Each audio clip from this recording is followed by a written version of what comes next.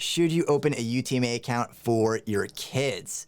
Now, this is just an account in the kid's name. Now, I've talked about the UTMAs and UGMAs in a previous video, so if you want a little bit more technical knowledge on these types of accounts, go ahead and watch that video. But in this video, I want to explain why you should have a UTMA for your kids. Now, like I said, this is just an account, whether it's a checking or a savings or an investment account in the child's name, because they're either under the age of 21 or 18, depending on the state, where you are the custodian of this account. You as the parent or guardian are responsible for overseeing this account. That is it.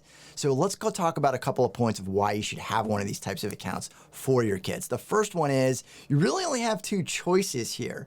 You either have a physical piggy bank for your kids, which you should have, or you put it into an account, whether it's a checking, savings, or an investment account. So with that being said, they should get comfortable having this type of account so they can understand what an account is. They're gonna get used to it. Even if it's just their first experience, they're gonna understand it. I don't care how old they are. You should still show them that piece of paper so they can see it, they can touch it, and they can see that account value. And if there's interest in it, that's a great opportunity. And that is not just an opportunity to build wealth. Of course, interest rates are really low. They've been low for some time. Maybe they'll go up in the future, but it's not about the amount of money. As a kid, I had my own bank account and my dad worked at the bank, and I would give him my money. He would put it into my account and he would come home with my bank book where I would see that interest. And I remember at one point it was like 8 cents of interest, but I was so excited about it. I had no idea that it was only 8 cents. I didn't know what 8 cents was. It wasn't the point.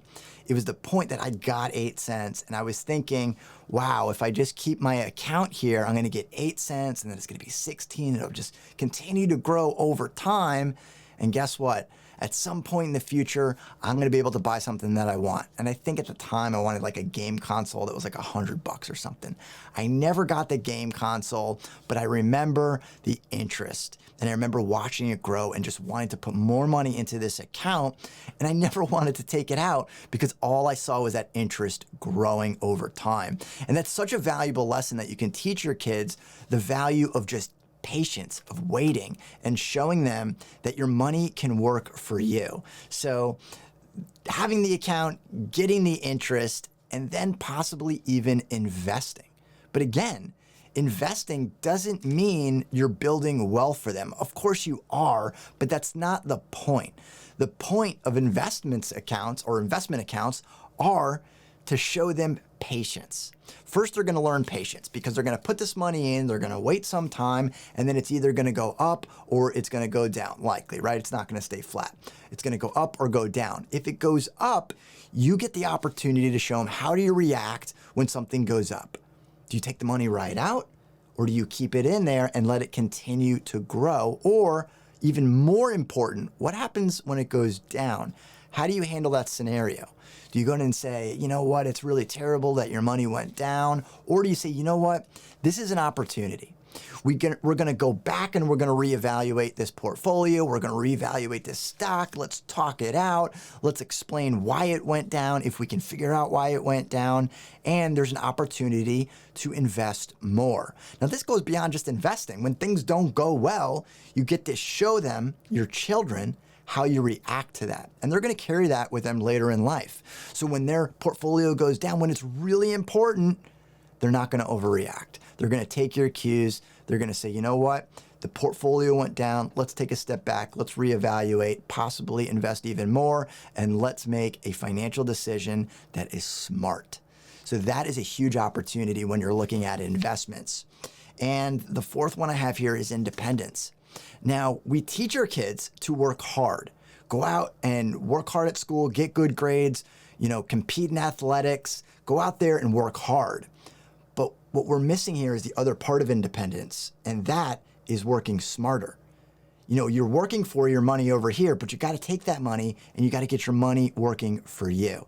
And when they can put those two together, that is a wealth building activity. That is how you're going to teach your kids to be financially responsible and to build wealth. So there's a huge value in this, where they're not just going out there and earning money. If they have a job, they're earning money. but they're also making their money work for them. And the last one I want to talk about, which is really important, if you want to open up a Roth IRA or contribute to a Coverdell and you earn too much, the UTMA is going to be the path to doing that. So if they have earned income, they have to earn the income, put it into their UTMA account, and then they can make a contribution into their Roth IRA, again, if it's earned income. Now with a Coverdell, it doesn't have to be earned income. If you earn too much where you cannot contribute directly into the Coverdell, just give the money to the kids and have them put it into their own Coverdell. That's perfectly fine. So it's kind of a loophole into two different types of accounts that, again, they can learn more about investing, saving, and building wealth over time. So a UTMA account is really important. And I don't know if I've mentioned this already, but my kids, not only do they have their bank accounts, of course, they have all the accounts that I just talked about. They have that UTMA, they have the Roth, they have the Coverdells. They have these types of accounts ready to go. Now, Josie, my youngest one, and my Callie, my 5-year-old, don't have the Roths yet, but they all have the Coverdells and the UTMAs, and the older two do have Roths set up for them. So these are ways that you can get them interested in personal finance and doing better for themselves financially on down the road. So lead by example, use this as an opportunity, open up a UTMA account for them, show them how it works, and you're going to help them tremendously. Thanks for watching. Hope you enjoyed it, and we'll see you on the next one.